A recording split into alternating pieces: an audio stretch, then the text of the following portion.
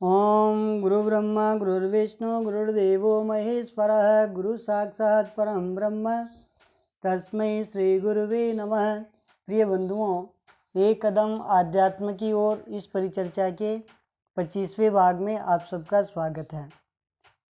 गुरु सेवा का प्रसंग हो और स्वामी विवेकानंद जी की गुरु सेवा का उल्लेख न हो तो बात बहुत ही अधूरी सी लगती है। विवेकानंद जी के गुरुदेव श्री रामकृष्ण परमहंस को भी उनके जीवन के अंतिम समय में गले का कैंसर हो गया था। उनकी सेवा में रह रहे शिष्य परमहंस की सेवा सूख चढ़ाकर करते थे। इस बात का एक दिन विवेकानंद जी को पता चला तो उन्होंने सभी शिष्यों के सामने पीकदानी में पड़े हुए अपने सदगुरु के थूक को अमृत समझकर पी गए। कितनी अपने गुरुदेव के प्रति निष्ठा रही होगी, कितनी गुरु भक्ति उस महापुरुष की रही होगी, हम लोग इसका अनुमान भी नहीं लगा सकते। अविश्वसनीय मालूम होता है कि स्वामी जी ने ऐसा किया होगा, लेकिन ये संपूर्ण सत्य है। स्वामी जी ने अपने गुरुदेव की सारी सेवा की जिम्मेदारी स्वयं ने ले ली और अन्य जो शिष्य थे उनको गुरुदेव की सेवा से मुक्त कर दिया था। परमहंस अपनी इष्ट देवी माँ काली से साक्षात रूप में बातचीत करते थे।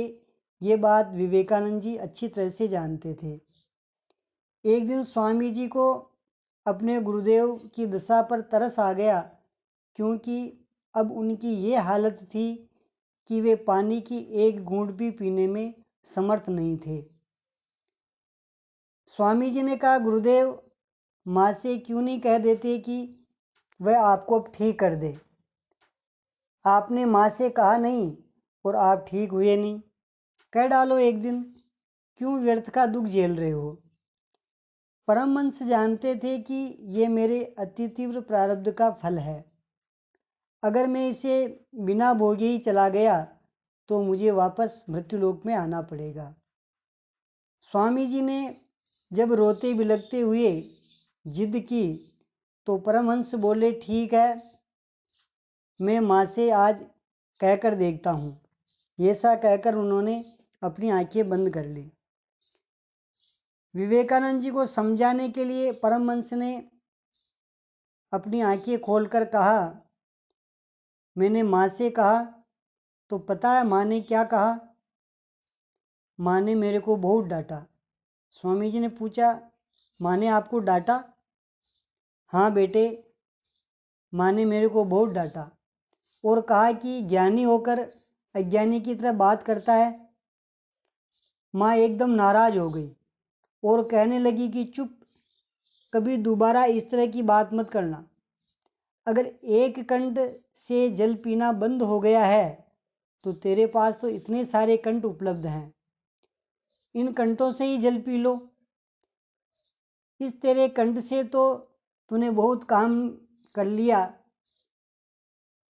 कब तक इस तेरे कंठ के भरोसे रहेगा? ये विवेकानंद का कंठ भी तो तेरा ही कंठ है, इसके कंठ से क्यों नहीं जल पी लेता है? परमहंस ने कहा, जब तेरे को लगे कि मुझे प्यास लगी होगी तो तू पानी पी लिया कर। अब तो तेरा कंठ भी मेरा हो गया है। तेरे कारण माँ ने मेरे को बहुत डांटा, इसलिए मेरे से ऐसा आग्रह दोबारा मत करना। परमहंस का ऐसा कहना मात्र स्वामी जी के दुख को कम करने के लिए था, वरना वे परमहंस अपनी माँ से ऐसा आग्रह कर ही नहीं सकते थे। कहते हैं कि उस दिन के बाद स्वामी जी ने अपने गुरुदेव से वैसा आग्रह कभी नहीं किया कि वो माँ से अपना दुख दूर करने को निवेदन करें। स्वामी जी ने जैसे जैसे अपने गुरुदेव ने खाना पीना छोड़ा था, वैसे ही उन्होंने भी धीरे धीरे खाना पीना लगभग छोड़ सा दिया था। वे अपने गुरुदेव के कारण वापस ग्रहण करने लगे थे। परमहंस ने कहा, बेटे, साथ मरने से किसी का भला होने वाला नहीं है। तेरे जीने से विश्व का कल्याण होगा, और ऐसा हुआ भी। अगर परमहंस इस प्रकार से स्वामी जी को नहीं समझाते तो परमहंस जानते थे कि ये बहुत ही गुरुनिष्ठ शिष्य है, अगर इसे समझाया नहीं गया तो ये मेरे साथ ही संसार छोड़ देगा। अगर कोई असाध्य बीमारी से परेशान होकर आत्महत्या कर लेता है तो ऐसा करके वह बहुत बड़ा जघन्य अपराध करता है, क्योंकि थोड़ा कष्ट उठाकर जिस शरीर से मुक्त हो सकता था वह अवसर वह व्यक्ति खो देता है। यहाँ तो उसका फिर भी उपचार न सही लेकिन सांत्वना तो मिल ही सकती थी, लेकिन मृत्यु के बाद तो उसे पुनः पता नहीं किस माँ के गर्भ में पड़कर जन्म लेना पड़ेगा, और पता नहीं कौन सा कष्ट उठाना पड़ेगा जिसमें वह अपनी पीड़ा कहने में भी समर्थ नहीं होगा। किसी के भी बीते हुए समय को हम नहीं बता सकते और न आने वाले समय को बताया जा सकता है। हाँ, कोई ज्योतिषी बता दे ये बात अलग है, लेकिन हर आदमी ज्योतिषी नहीं होता। लेकिन वर्तमान के क्रियाकलाप से ये जाना जा सकता है कि ये कहाँ से आया होगा और भविष्य में कहाँ जाएगा। जैसे कोई कोयले की खान से आया हो तो उसके कपड़े या शरीर पर कहीं न कहीं कालापन जरूर लगा होगा। कपास के कारखाने से आया हो तो उसके भी कपड़े या शरीर पर कहीं न कहीं कपास का अंश जरूर लगा होता है। इसी प्रकार दवाइयों के कारखाने से आने वाले, पेट्रोल पंप पर काम करने वाले, इन सब के शरीर को देखकर हम पता लगा सकते हैं कि ये कहाँ से आए होंगे। इसी प्रकार किसी की वर्तमान की रुचि उसके आगे की गति तय करती है। कोई व्यक्ति कहाँ से आया और कहाँ जाएगा, इस बात को हम एक उदाहरण से समझ सकते हैं। पुराने ज़माने की बात है कि एक विधवा ब्राह्मणी का लड़का अपने गांव में एक विचित्र कार्य करता था।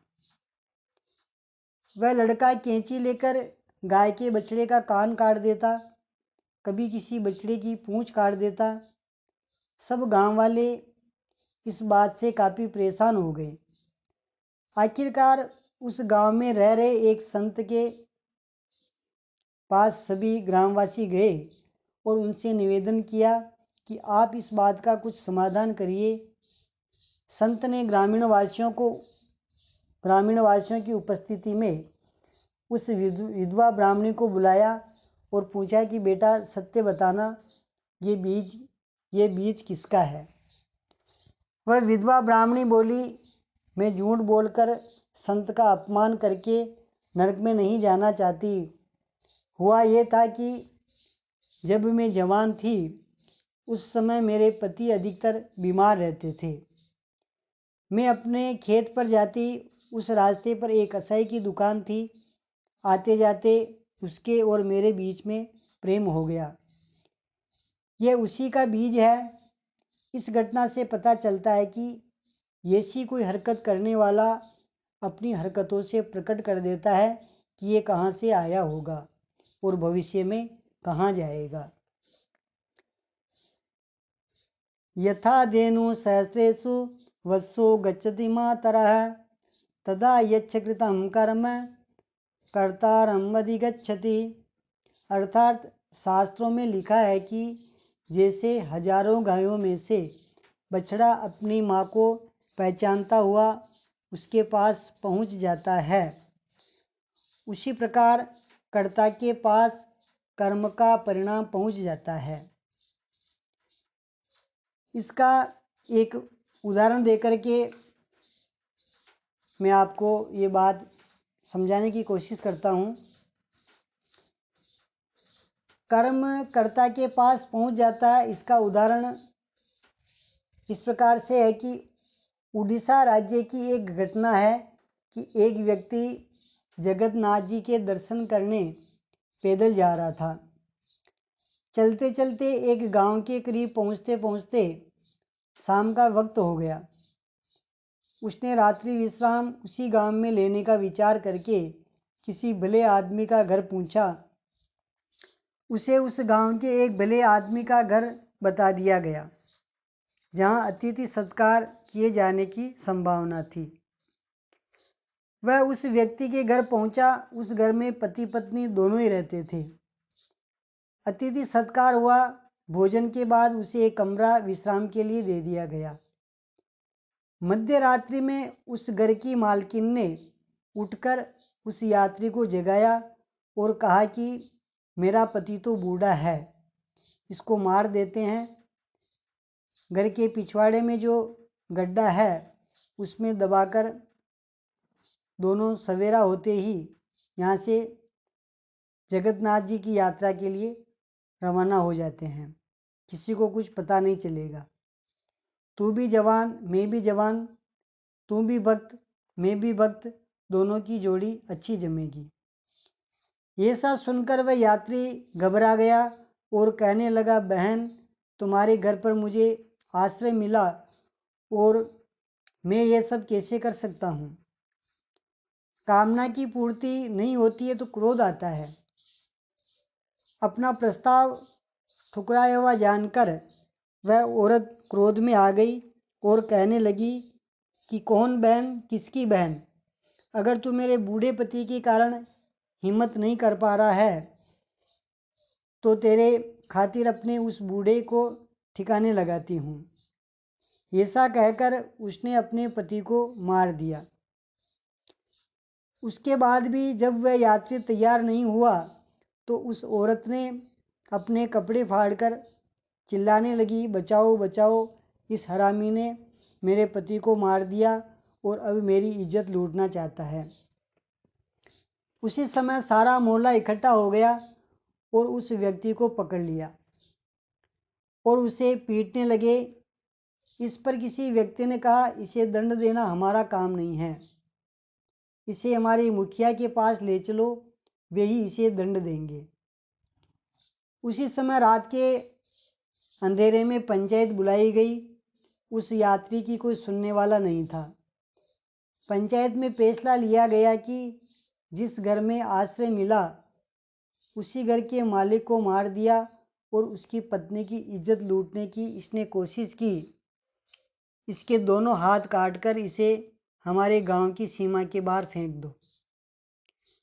पुराने ज़माने की बात थी। उसी समय मुखिया की आज्ञा का पालन करते हुए उसके दोनों हाथ काटकर उसे गांव के बाहर फेंक दिया गया।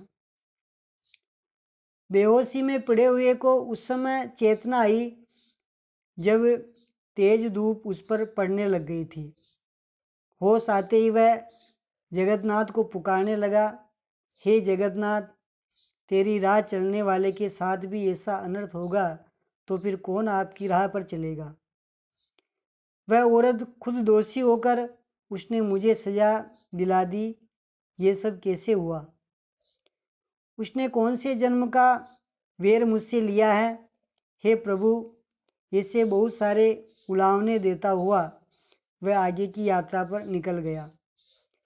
चलते चलते एक घना वृक्ष देखकर उसकी गहरी छाया में वह बैठ गया। थोड़ी देर में उसको नींद आई।